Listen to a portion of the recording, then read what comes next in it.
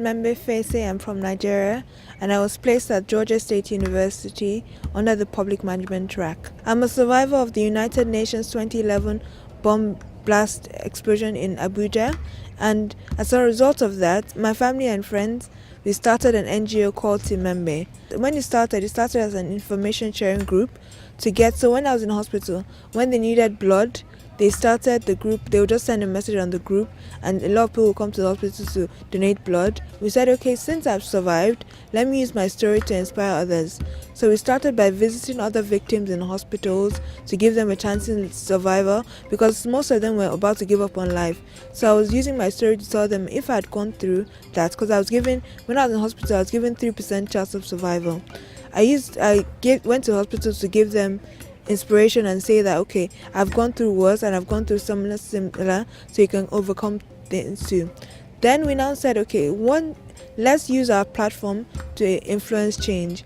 We started as an advocacy group, so we started meeting with government to influence different policy changes. We contributed to the development of the Development Act in Nigeria, which is going through to be passed. We also contributed to improving a hospital, like getting a CT scan supplied in the National Hospital.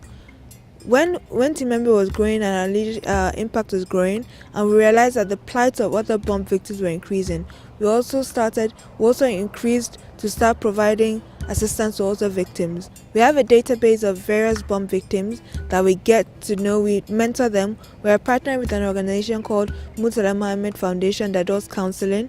So we are partnering with them to counsel victims. At the fellowship, we got 5 victims. We provided prosthetic limbs for 5 victims. But the problem is the 5 victims have the legs, the limbs, but they don't have anyone to train them. So what we're doing now is trying to get in touch with partners that would help us train them to use the leg, train them to use everyday things, because it's easy to just get a leg and walk, but you have to train them how to use a staircase. We're looking for partners that will sponsor or just provide training for them. We're also looking for partners to do counseling, long-term counseling, and our ultimate goal for Timembe is to open a rehabilitation center to cater, because most people that need rehab have to come to South Africa or go to UK or Germany or China or anywhere else, or India. So we're trying to go open a rehab center in Nigeria that will cater to bomb victims, stroke victims, people that have accidents, just need physiotherapy or anything. So that's our ultimate long-term goal.